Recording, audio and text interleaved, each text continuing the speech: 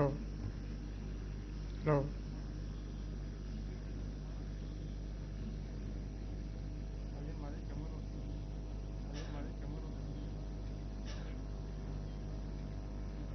Hello. Check. Hello. Check. Hon'ble.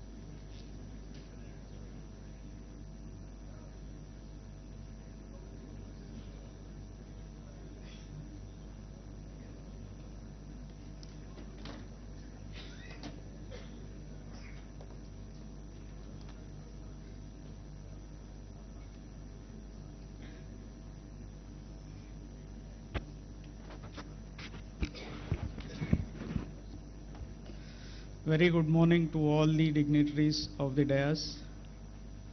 I'm very sorry for the late. Dignitaries have arrived. Shortly we are going to commence our program. So we call this state consultation meet from all the stakeholders. That is the honorable judges dealing with the POCSO cases, Juvenile Justice Board Principal Magistrates, and PPs who are attending the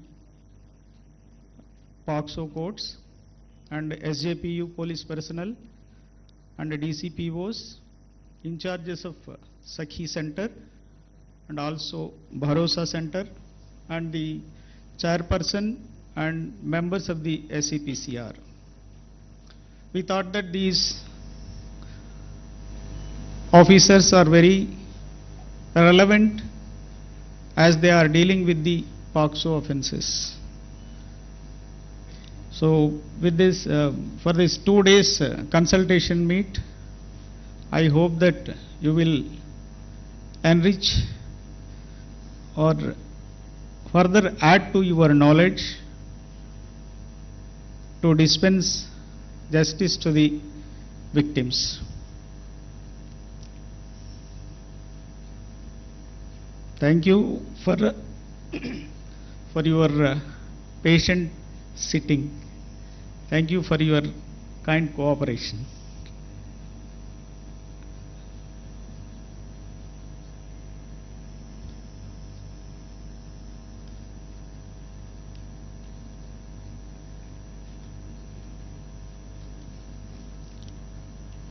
For my officers, I wanted to convey the message. Now the Honorable Supreme Court of India, the Honorable the Chief Justice of India, and the executive dignitaries arriving. Rakesh.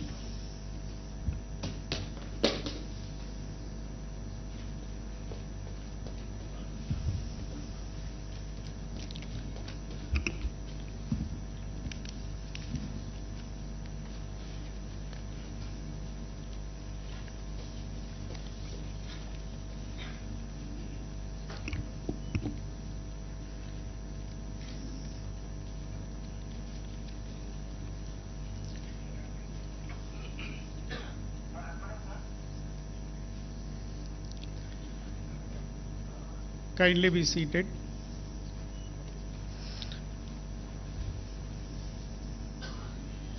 And namaskar and a very good morning to one and all present over here in the state level stakeholders consultation meet 2025.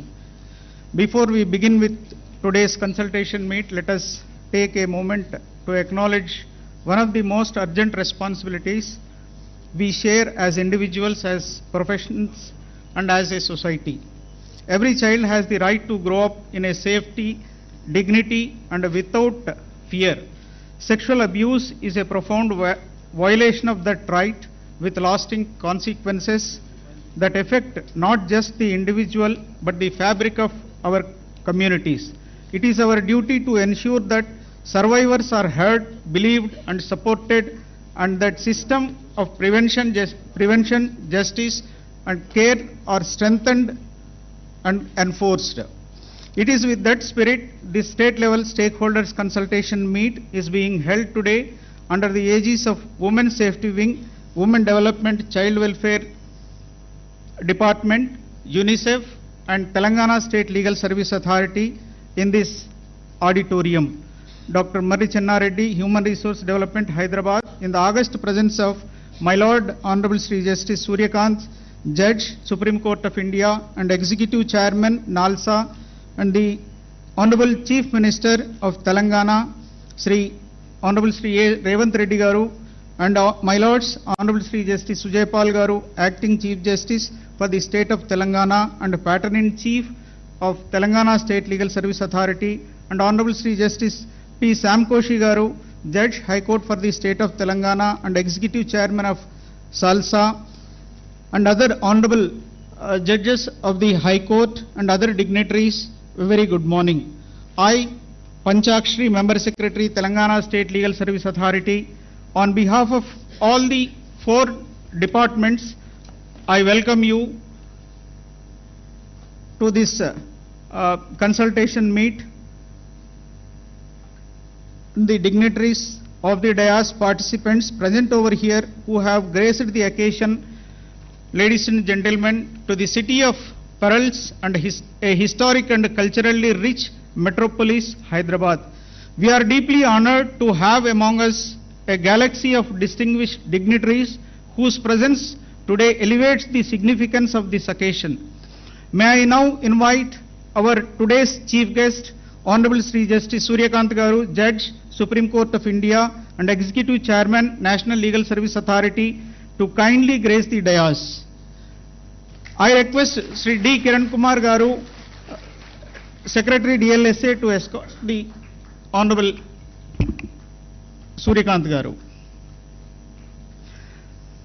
Now I humbly invite today's our guest of honor, Honorable Sri A. Revanth Reddy Garu, Chief Minister of Telangana State, to kindly adorn the dais, and I request M.A. Javed Pasha Garu to kindly conduct our esteemed guest. Now I humbly invite today's our guest of honor, Honorable Sri Justice Sujaypal Garu, Acting Chief Justice, High Court for the State of Telangana and Patron-in-Chief, to kindly adorn the dais, and I request Vikram Garu to conduct our esteemed guest to the dais. Now I humbly request respected Dr. Jitendra, IPS, Director General of Police, Telangana, to kindly join us on the dais.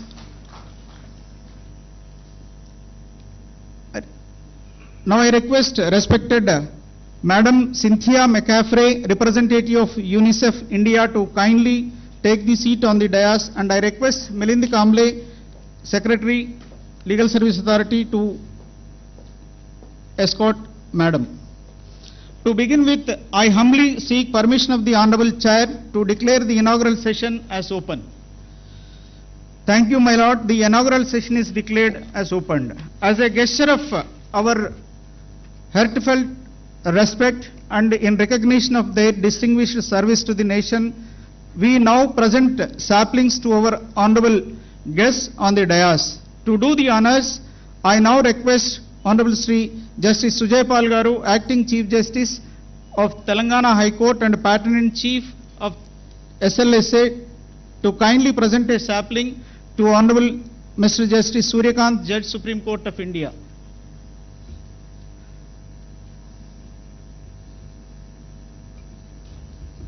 Sapling.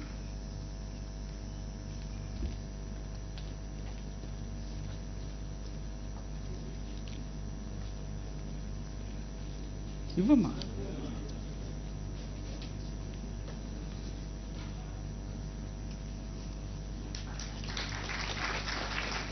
May I now request Honorable Justice Moushmi Bhattacharya Madam, Judge, High Court for the State of Telangana, to present a sapling.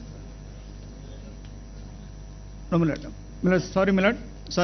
I request Honorable Sri Justice P. Samkoshi Garu, Judge, High Court for the State of Telangana, to present a sapling to Honorable Sri Justice A. Revanth Reddy Garu.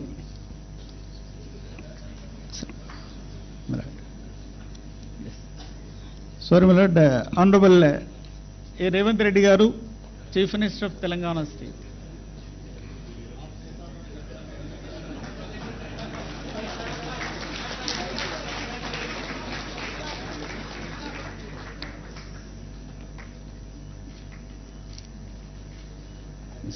May I now request Honorable Madam Justice Moushmi Bhattacharya Madam to present a sapling to Honorable Sri Justice Sujaypal Garu, Acting Chief Justice, High Court for the State of Telangana. May I now request Ms. Charu Sinha Madam, Additional DGP CID, Women Safety Wing, to present a sapling to Sri Dr. Jitendra IPS, DGP Telangana.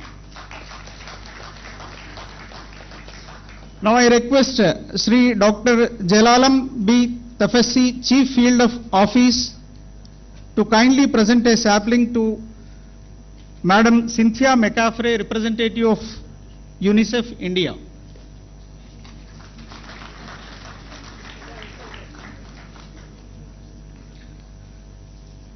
Now I request all the dignitaries present on and off the dais and the esteemed guests, participants and everyone present in this auditorium to kindly rise for national song Vande Mataram.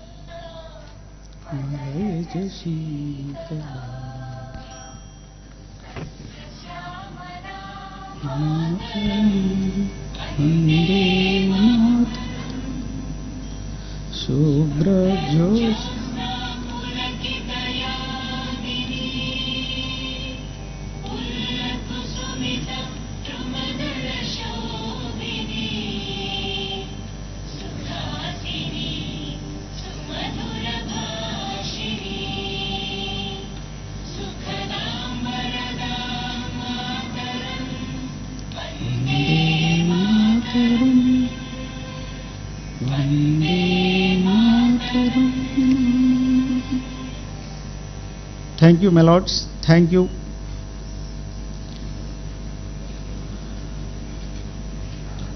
May I now request Madam Cynthia McCaffrey, representative of UNICEF India, to kindly deliver the welcome address. Madam, please.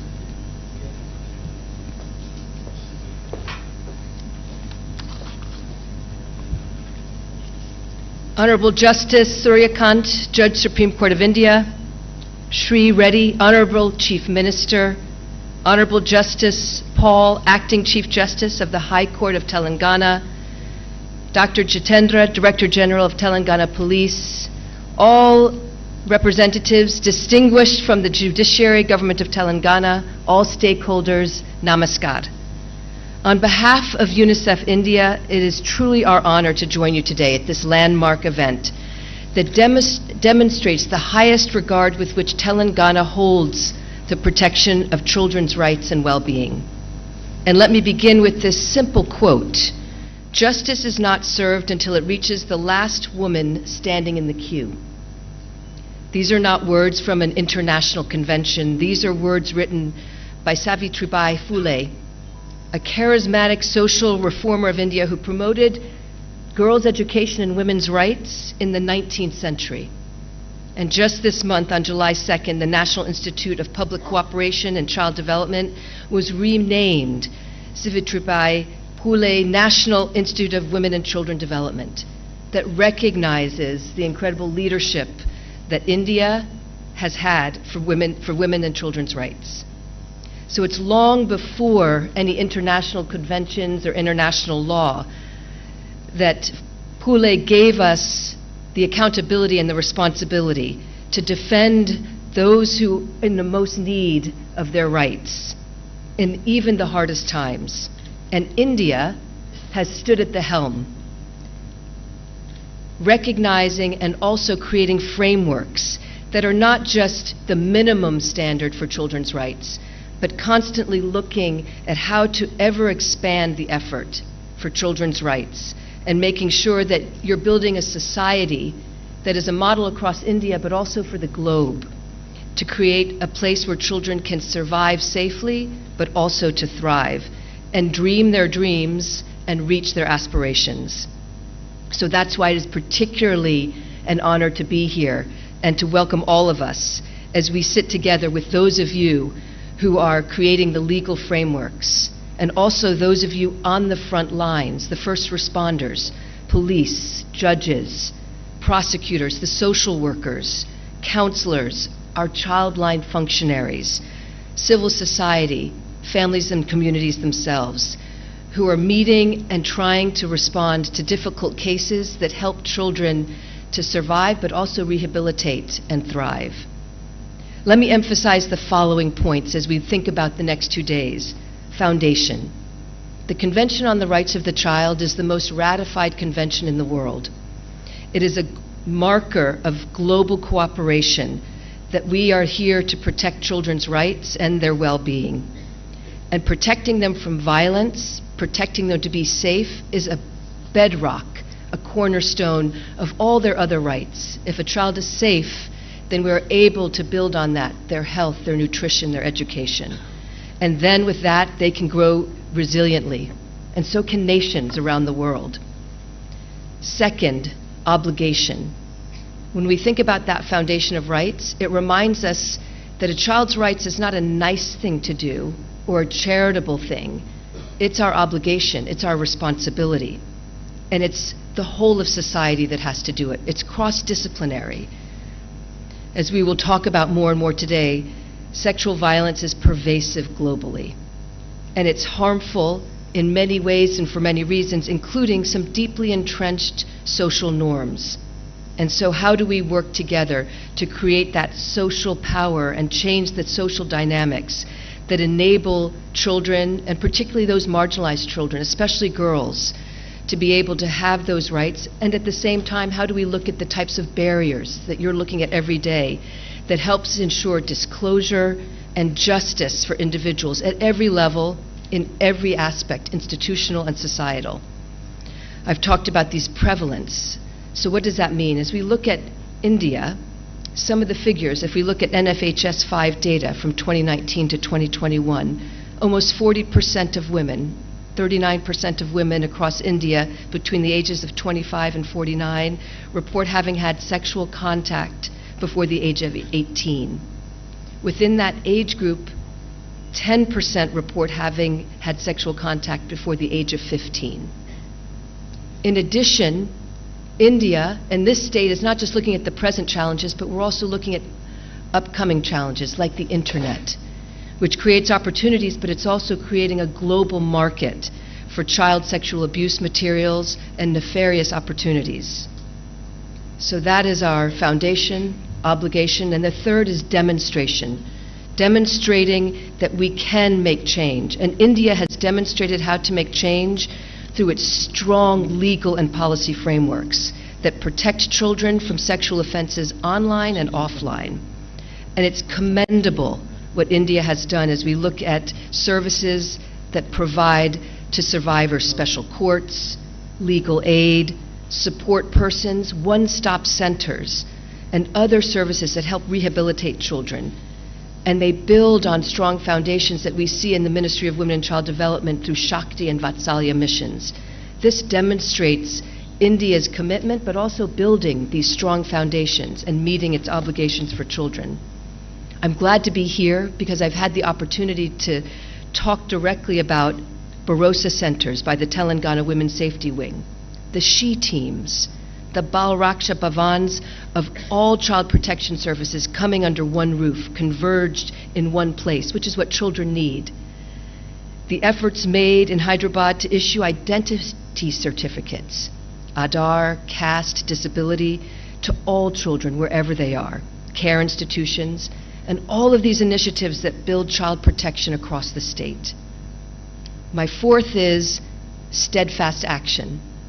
It's important to demonstrate what we're doing, but at the same time, how do we continue to expand action and the care journey that's necessary for a child so that they have professional restorative help throughout their journey? December 19th has been declared the Day of Prevention of and Healing from Child Sexual Abuse. It calls for 3 actions, and I put them on the table for our discussions in the days ahead. First is strong legislation that meet global standards, that can be a model and can be steadfast. India, I'm happy to note, and as I've said, has done so. Second is a call for strong child protection systems with adequate resources. And we're seeing that as we look at Mission Vatsalya and Shakti. December 19th also calls for supplementing that from states. And we're seeing that here in this state. How do you make sure you complement from all levels those strong child systems? And 3, December 19th calls for attention to working with communities. And here I would say it's worth our extra attention. We have to be where children live, learn, and play in order to protect them. Because in order to really make a change, we want to change some of the societal norms. And the greatest part of justice is prevention in the first place. So strengthening those investments in working with communities, working at the sub-district level that allows children to be seen when they're at risk, early detection, investing in things like teaching children about safety, creating child-friendly spaces that allows them to speak up about violence they may be experiencing. And all this helps to break silence and the stigma. Closer to communities also means it's easier to talk with adolescents who are often at a crossroads, and being able to talk to adolescents, giving them education that gives them agency, as well as the ability to make informed decisions. Comprehensive reproductive health can help bridge those gaps, and India is making great strides as it's working through the Government of India's School of Health and Wellness program under Ayushman Bharat. These are very important practical interventions that make a difference, and I commend the Women in Safety Wing of the Telangana Police, which is taking these actions in similar strides. My fifth is partnership. UNICEF is very happy to be here, looking and working with partners like all of you. UNICEF works with government at the national level and at the state level in order to engage stakeholders, in order to help build capacity of workforce, those on the front lines, in order to help build systems that rehabilitate survivors and genuinely bring technical support that can help create child-friendly procedures, child-friendly spaces, and engage communities. So with that, I'd like to just reiterate the 5 points that I hope we build on here, and that UNICEF is committed to not just rattling off and saying we do these things, but how do we expand them even further and bring the lessons that the state is proving here across India, but also how does UNICEF take that globally and help protect children around the world. So building the dreams into reality. The foundation, our obligations to meet that, demonstration, steadfast action, and genuine partnership together. And I think Dr. Ambedkar, he summed it up best when he said it is not enough to dream of a better world, one must work tirelessly to make it a reality. So thank you to all of you who work tirelessly to make it a reality.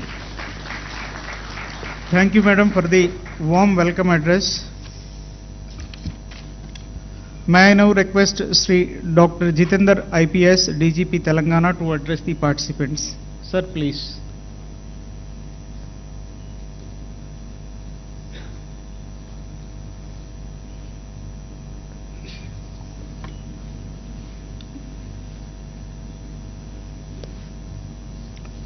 Honorable guests for today's conference for ensuring justice, rehabilitation and reintegration for child victims, strengthening POCSO and child protection ecosystems.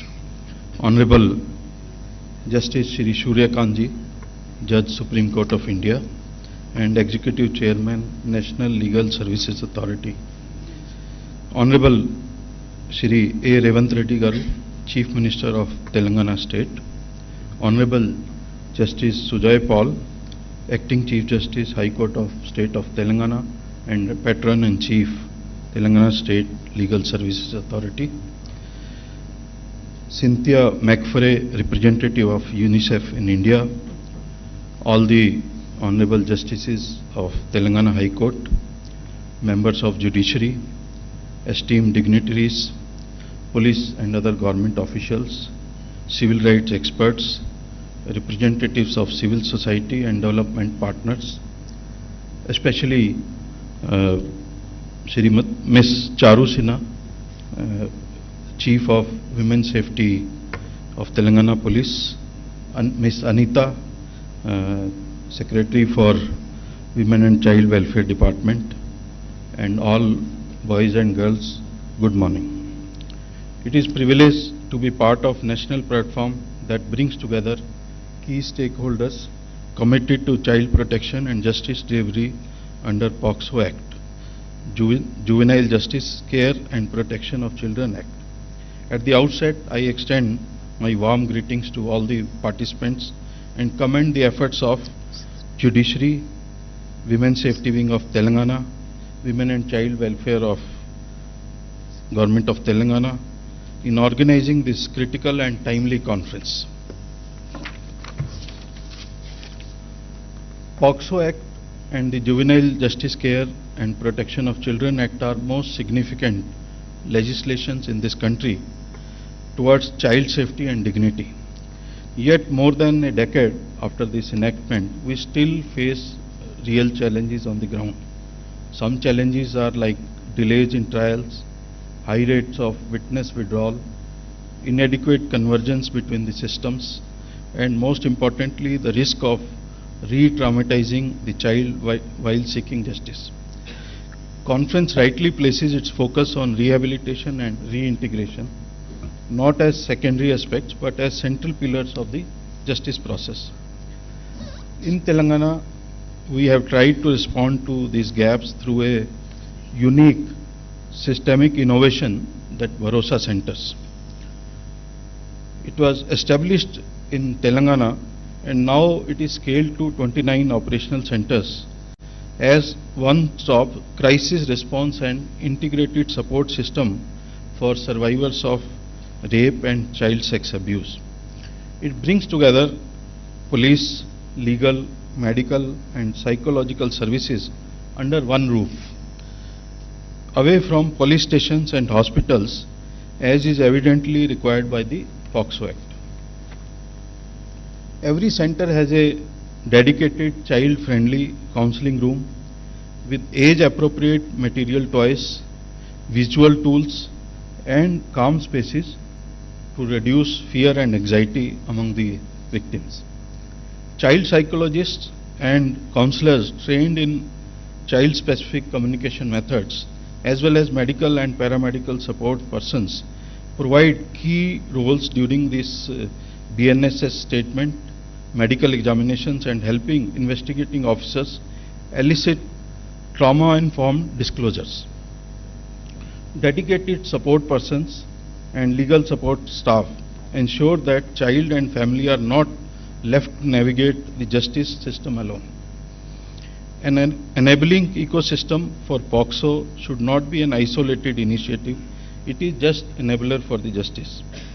We now operate one of the country's most advanced child-friendly courtrooms, facilitated through Hyderabad Bharosa Center, where children can depose without entering into so-called intimidating courtrooms environment. Does not have to confront the accused and feel free as well as confident. This is being scaled across all the districts in the state of Telangana.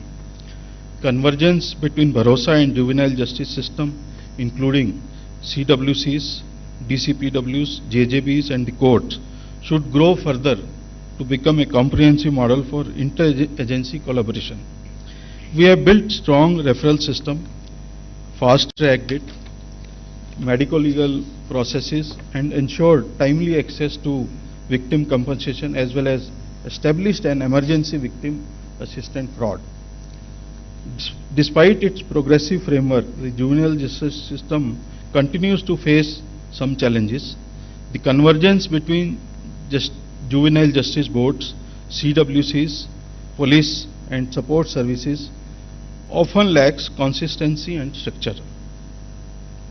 Delays in rehabilitation planning, weak legal aid and inconsistent application of child-friendly procedures contribute to gaps in justice delivery process. Additionally, limited access to psychological counseling and slow victim compensation processes hinder full reintegration of child into the society. Observation and children home often are regarded as operating under suboptimal conditions, poor hygiene, lack of medical personnel, inadequate security and limited educational or vocational support. Many homes lack trained staff and structured rehabilitation pathways, leading to emotional disengagement and increased risk of absconding. Weak admission documentation and monitoring systems further compromise child safety and traceability. To strengthen synergy between POCSO framework and juvenile justice system, joint operating procedures and streamlined referral mechanisms must be institutionalized. Cross-departmental trainings involving CWCs, JJBs, police and child welfare staff are essential. Dedicated rehabilitation tracking should ensure continuity of care rescue to long-term integration. Infrastructure and HR upgradation in CWCs and JGBs, along with monitoring indicators for timeless and child sensitivity are critical. Confidential data sharing and prioritizing children's voices and trauma recovery reaffirm that justice includes hearing and dignity, not the conviction.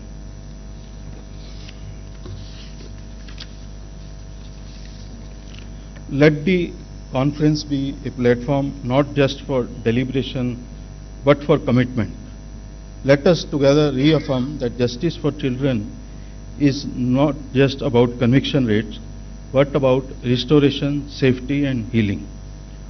State of Telangana, under the leadership of our Honorable Chief Minister, is committed to strengthening the Bharosa model further and sharing our learnings to contribute to national and state frameworks. We welcome collaboration, innovation and shared vision for all present here. Let us all be together and take care of life and dignity of all people who deserve it. Thank you. Jai Hind. Thank you, sir, for your special address on this inaugural session. I now request Honorable Mr. Justice Sujaypal Garu, Acting Chief Justice, High Court for the State of Telangana and Patron-in-Chief, Telangana State Legal Service Authority, to kindly illuminate us with your Honor's special address.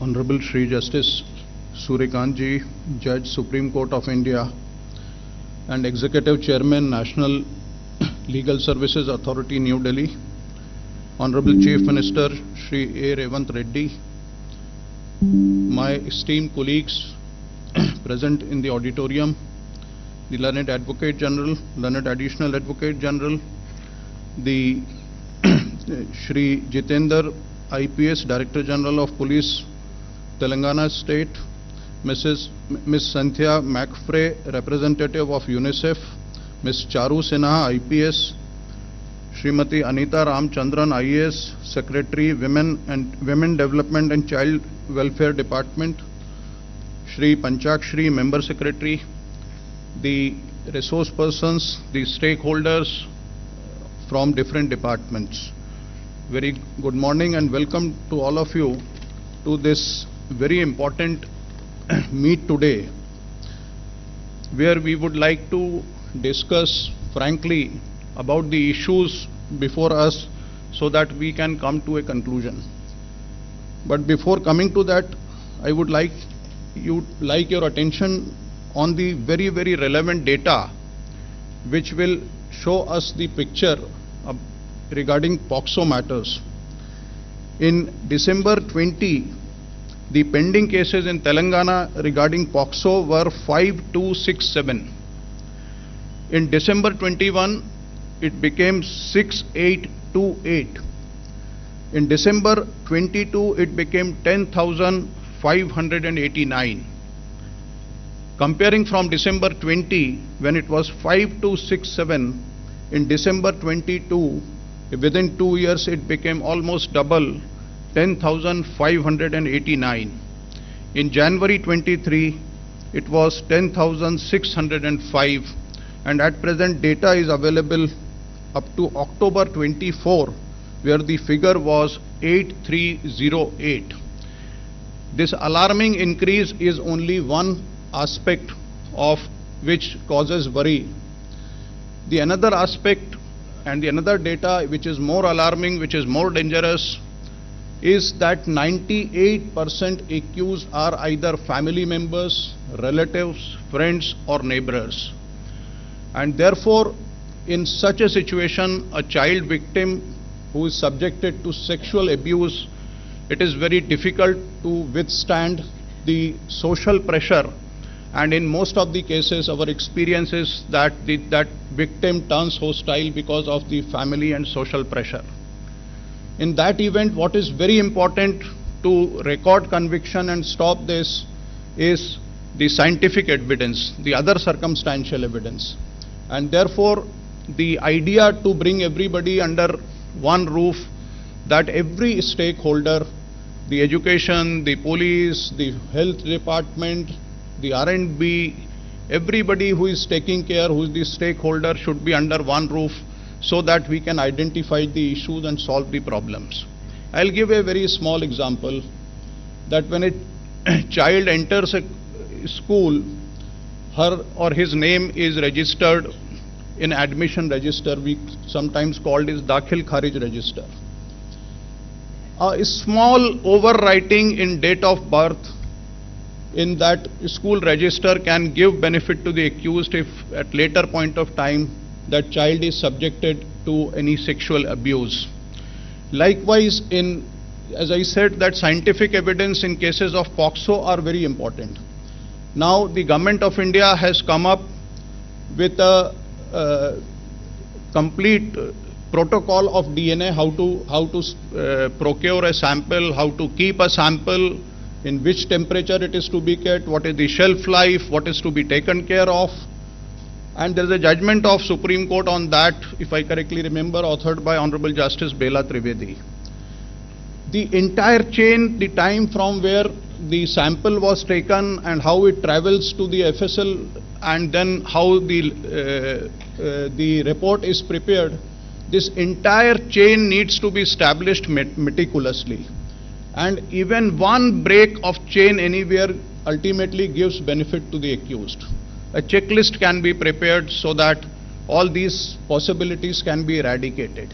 These are very sensitive issues because ultimately victim is a person about which the organizers have rightly given the name that it is a conference for giving voice for the voiceless.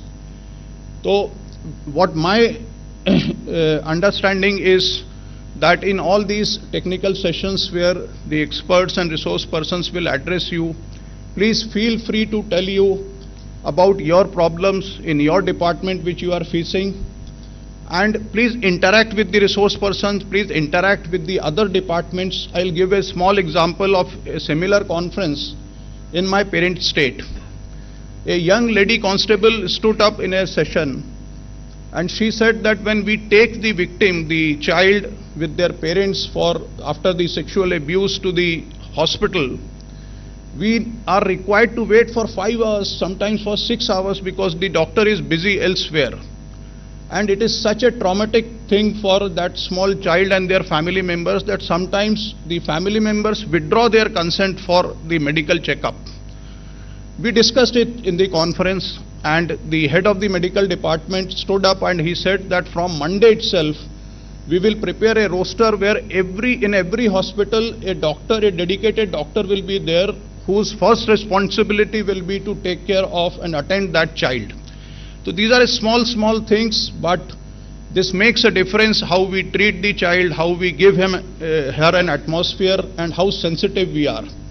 And therefore I'll request all of you that when a file comes before you as a judge or file comes before you in a FIR before a police station or a file comes as a doctor before you, please remember that the word file and life has same letters, L-I-F-E and F-I-L-E, and every file has a life within it, and therefore this session was rightly called as Voice for Voiceless. I'll end with the request that everybody should deal this matter, these aspects with utmost sensitivity.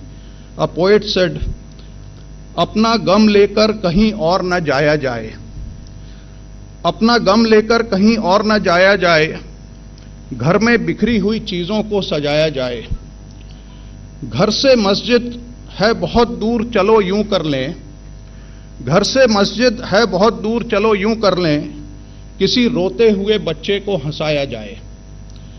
Take your sorrow somewhere and don't let it be seen. Let's arrange these scattered things in the house. The place of worship is far from home. Let's take a walk. Let's make a crying child laugh. Thank you very much. Thank you, my Lord, for the inspiring and thought-provoking special address on this occasion. May I now request Honorable Sri A. Revanth Reddy Garu the Chief Minister of Telangana State to deliver special address. Sir, please.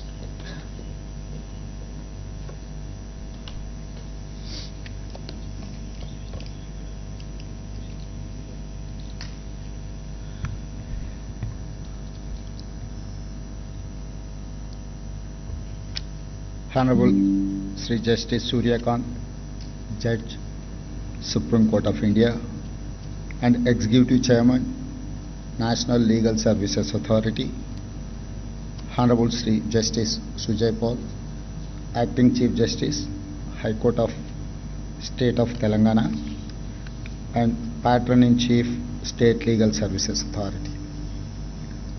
Respected members of Judiciary, senior police officers, women and child department officials, legal services experts, UNICEF, civil society and development partners. I welcome you to this state level conference. The theme, Voice for the Voiceless, is very important for our society. I congratulate the Telangana Police and other organizers for holding this conference. We must put child survivors at the center of our legal and moral framework in fighting this heinous crime against humanity. We have to protect our children from sexual abuse at any cost and with all means. My government gives top priority to the protection of children and women. Telangana Bharosa project has 29 centers. It provides police support, legal aid, medical assistance, and counseling in a friendly environment. Telangana pioneered child-friendly courts run by Hyderabad Bharosa Center. The goal is not just faster cases disposal, but total child protection and development. POCSO Act and Juvenile Justice Act are highly progressive instruments in our legal framework, but they come with problems.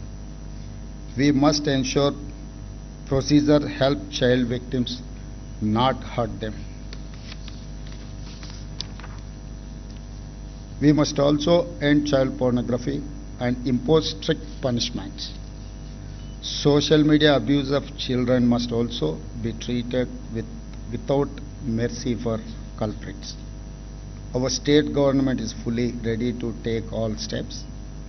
We must ensure justice and compassion for children not only in courts but also at police station, child centers, and in every step of this process.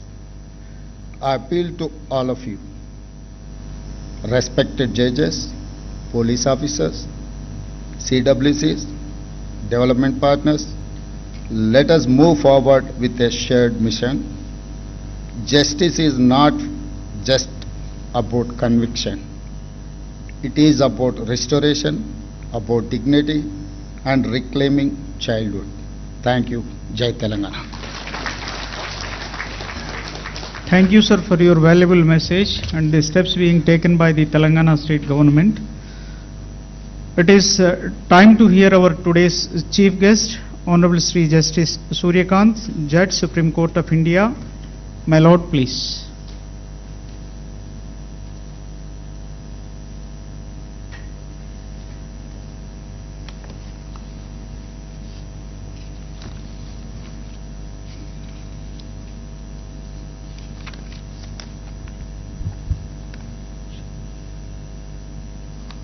Shri Revanth Reddy, Honorable Chief Minister, State of Telangana,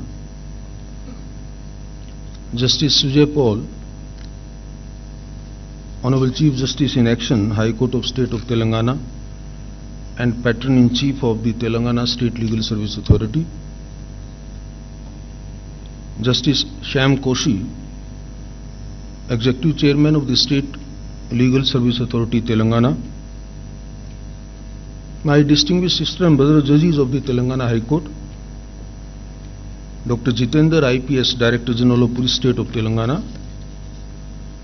Ms. Cynthia McFray, representative of the UNICEF India chapter, learned Advocate General of State of Telangana, Member Secretary Mr. Bharat Parashar of the National Legal Service Authority, Member Secretary of the State Legal Service Authority and other my dear judicial officers,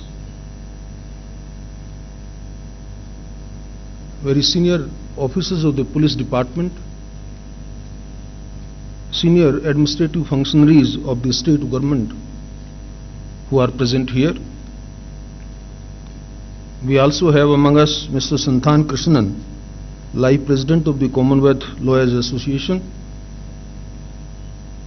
distinguished dignitaries, jurists, statesmen, police officers, social workers, ladies and gentlemen, friends from media.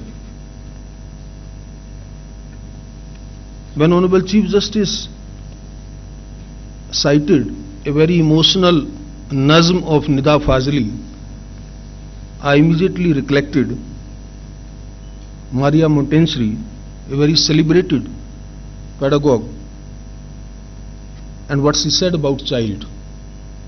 I quote her, "It is the child who makes the man, and no man exists who was not made by the child he once was."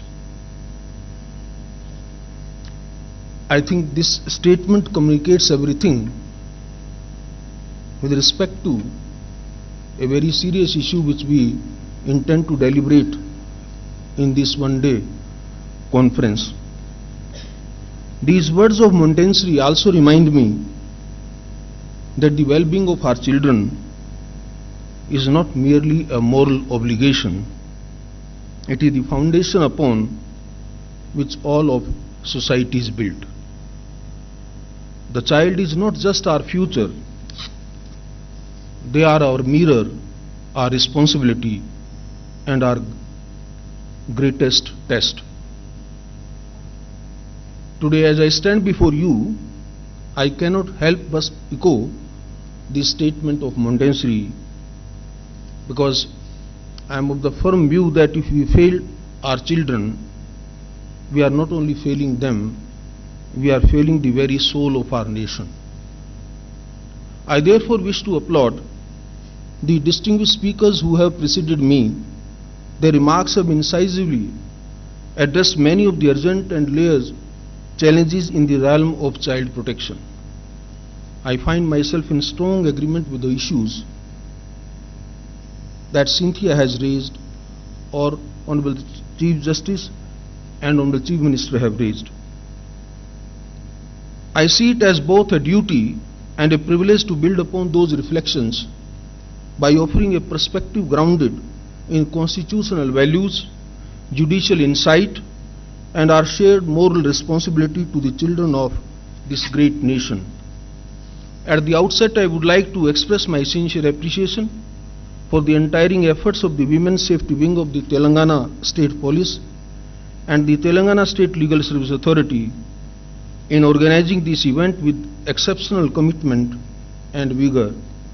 I also commend the United Nations Children's Fund, Madam Cynthia representing, whose pioneering work in uplifting child across the globe is undoubtedly unparalleled. This conference, I believe, is a concerted attempt to confront the silent suffering of the most vulnerable among us, our children. Even today they remain most susceptible to neglect, abuse and exploitation. And in a country like ours, where their numbers are staggering, the stakes are even higher. I rely upon the UNICEF 2024 report, according to which 24% of the India's population is under the age of 14. 1 in 3 Indians is below the age of 18. This amounts to over 345 million children, more than the total population of many continents. These figures, while astonishing, are not merely statistical marvels, they are a moral reckoning. For a nation so young, our greatest asset could also too easily become our gravest liability if we fail to protect, nurture and invest in our children. Potential does not convert to progress on its own. It requires systems, safety, and sustained care. Each child we fail is not just a personal tragedy, but a lost thread in the fabric of our nation's future. This demographic reality places upon us an extraordinary responsibility, one that cannot be met with token gestures or fragmented responses. Every act of abuse, every moment of neglect must be seen not as an aberration, but as a collective failure. If we neglect our children, we forfeit the very future we hope to build. We must consequently confront what we are often too afraid to name, the child sex abuse. Make no mistake, this crime does not occur only in dark alleyways or distant corners. As Honorable Chief Justice rightly pointed out, it happens within homes, schools, neighborhoods, and institutions. Places we instinctively consider safe. It is a violation that hides in plain sight. And it is not only a criminal act, it's a betrayal of trust, of childhood, and of the constitutional promise to protect our most vulnerable. It makes a grave failure of our collective guardianship, and if I can say, it's also a failure of the state's parents' patria responsibility. What makes this abuse especially heinous is that its harm runs far deeper than physical injury. Its wounds are often invisible but lifelong. Fractured self-worth, chronic anxiety, depression, PTSD, and tragically, you must have seen sometimes even suicide also. But the long-term damage goes even further. Research increasingly shows that children who suffer such trauma are more likely to become withdrawn, economically marginalized, or emotionally unstable adults. Worse still, there is the risk that some may perpetuate the very cycles of abuse that once endured. These are the outcomes no enlightened society can afford to ignore, and therefore we need to be over-conscious about it. The law is enacted, of course. We have the 2012 Act, which is a very robust legislation. It brought a long overdue legal overhaul, which is gender neutral, comprehensive, and child sensitive. It recognized perhaps for the first time that the justice system must be adapted to the child, not the other way around. But a law is not only as strong as its implementation. Special courts remain unevenly distributed. Police forces are often undertrained in trauma-informed investigation. Schools rarely speak about consent, autonomy, or safety. And even in judiciary too, we are insufficiently sensitized to the unique vulnerabilities of the child victims. In light of these realities, the path forward must be carefully and compassionately charted. There is where the agenda of this conference becomes so vital. As a lifelong student of law, I have experienced firsthand how even well-meaning systems often place disproportionate emphasis on punishing the perpetrator, while the child, whose life has been irreversibly altered, is left unheard, unsupported, and often re-traumatized by the very mechanisms meant to help. Justice becomes synonymous with conviction instead of recovery.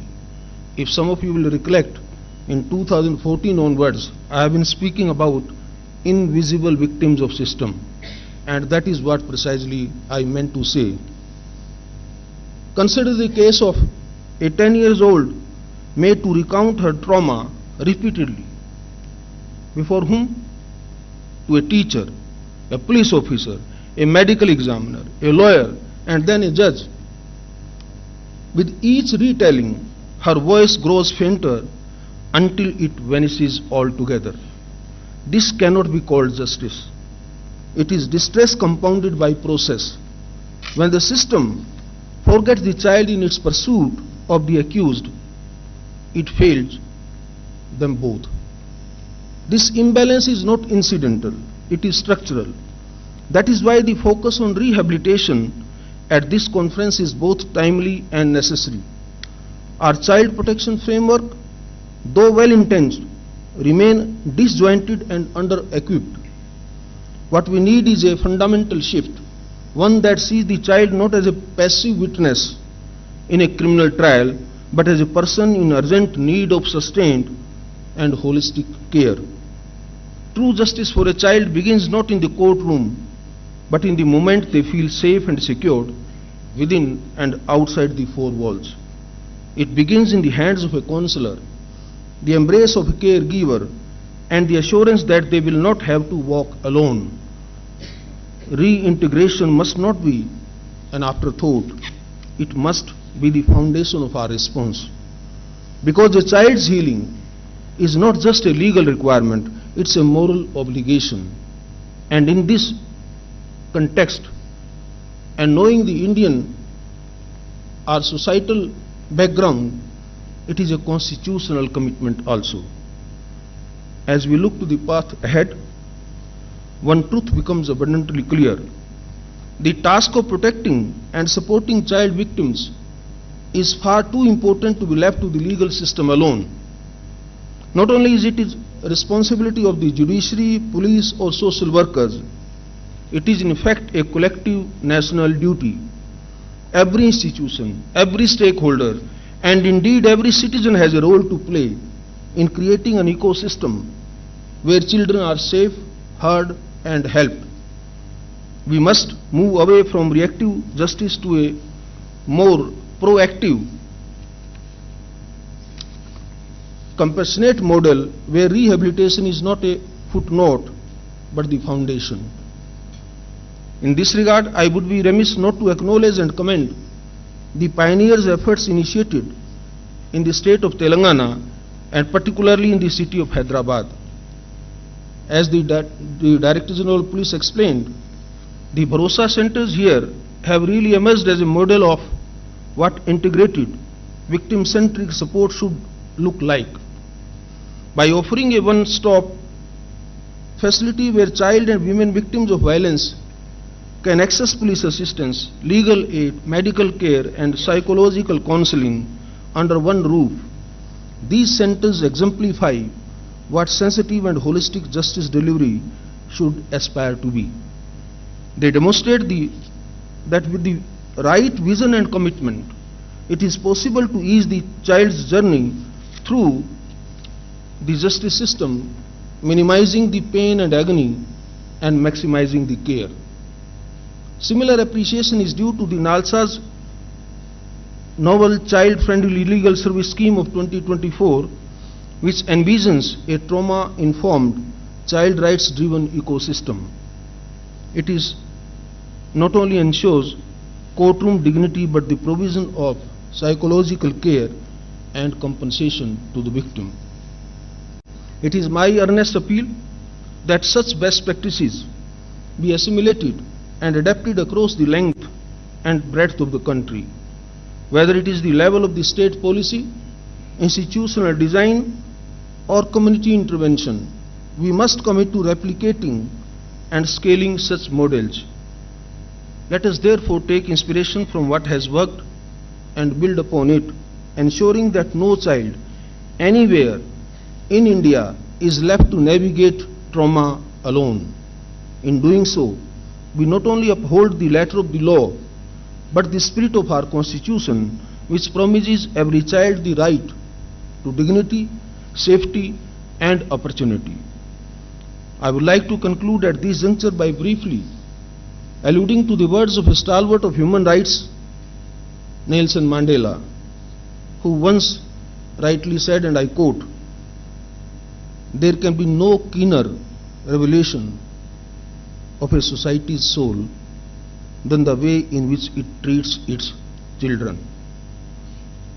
Ladies and gentlemen, our work is far from complete until our children experience meaningful restorative justice, where the systems meant to protect them do not re-traumatize, and where their healing is prioritized outside along with accountability.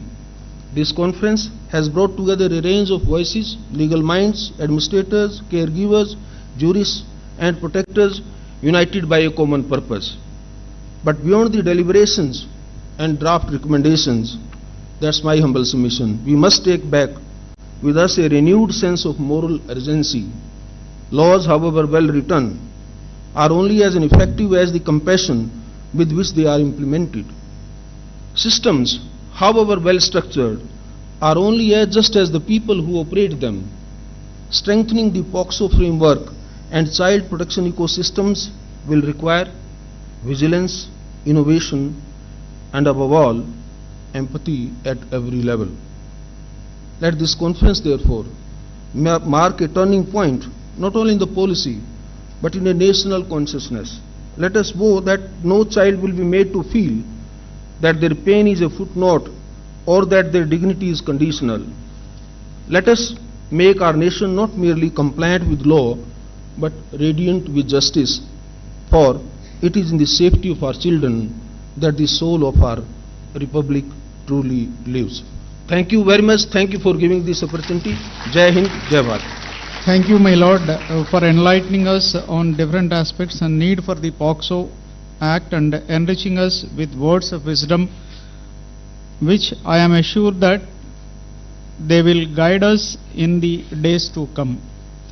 Indeed, it is a distinct honor and a privilege to have amongst us Honorable the Judge, Supreme Court of India, and the Executive Chairman, National Legal Service Authority, whose august presence has illuminated today's consultation meet on the topic of voice for the voiceless and rights and protection of children of sexual abuse.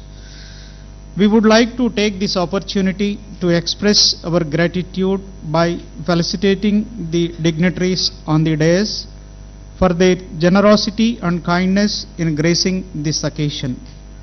For this, I humbly request Honorable Sri Justice Sujay Paul, Acting Chief Justice High Court for the State of Telangana and Patron-in-Chief Telangana State Legal Service Authority, to kindly honor His Lordship Honorable Mr. Justice Suryakant, Judge, Supreme Court of India, and Executive Chairman, National Legal Service Authority, with a shawl and a memento.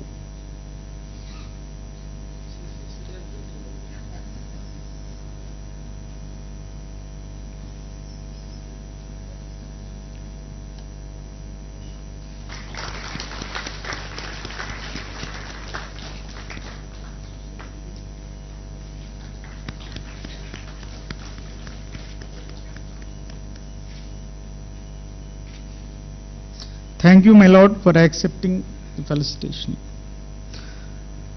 Now, I humbly request Honorable Sri Justice P. Sam Koshi, Judge, High Court for the State of Telangana and Executive Chairman, Telangana State Legal Services Authority, to kindly honor our Honorable Sri A. Revanth Reddy Garu, Chief Minister, Telangana State, with a shawl and a memento.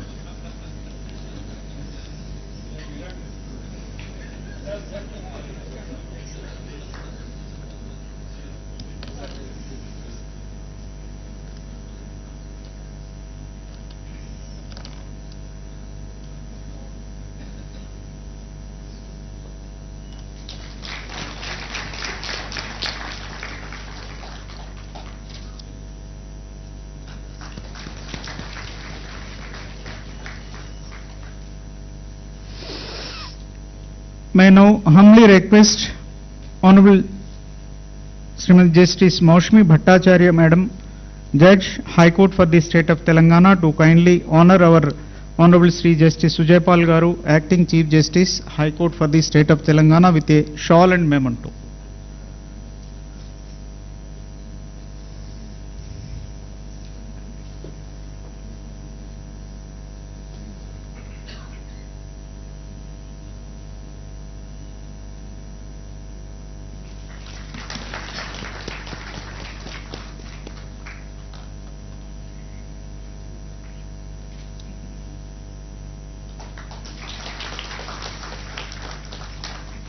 Thank you, my lord. Now I humbly request Ms. Charu Sinha, Additional DGP, CID, Women Safety Wing, Hyderabad, to kindly felicitate Sri Dr. Jitendra IPS, DGP Telangana, with a shawl and memento.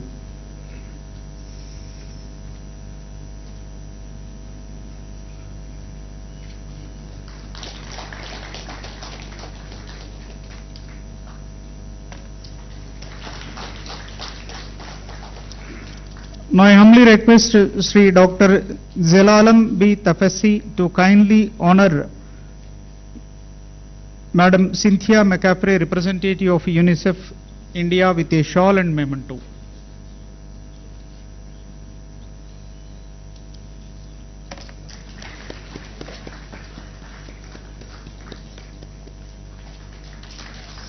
Thank you, madam. With this, we have arrived towards the end of the inaugural session, and before winding up, I would like to request Srimati Srijana, Women Development and Child Welfare, Telangana State, to kindly propose vote of thanks. Please, ma'am.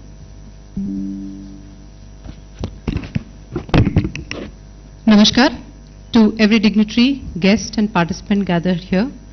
Today, we stand united by a cause that transcends profession, politics and power, protecting the innocence of our children and giving them a safe childhood.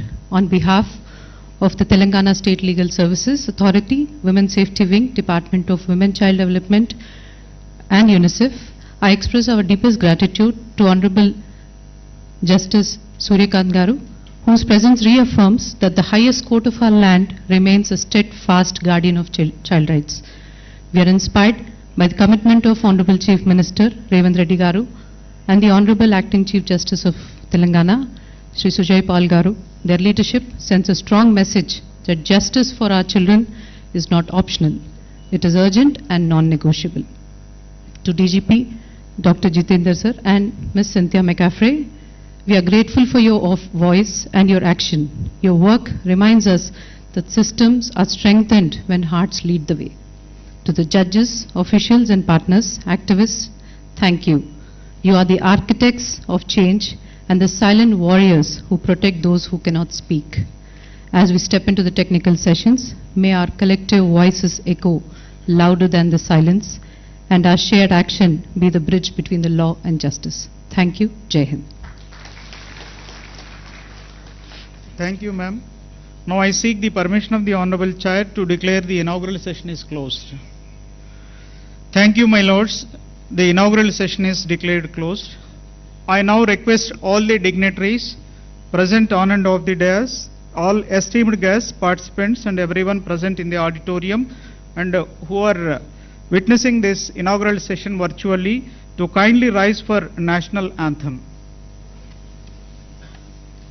जनगण मन अधिनायक जय हे भारत भाग्य विधाता पंजाब सिंध गुजरात मराठा द्राविड़ उत्कल बंगा विंध्य हिमाचल यमुना गंगा उच्चल जलधि तरंगा तव शुभ नामे जागे तव शुभ आशीष मांगे गाहे तव जय गाथा जन गण मंगलदायक जय हे भारत भाग्य विधाता जय हे जय हे जय हे जय जय जय जय हे. Thank you, my lords. Lunch is arranged for the participants at Tungabhadra Trupti Hall, and for the VIPs adjacent to this auditorium. I request all the participants to join.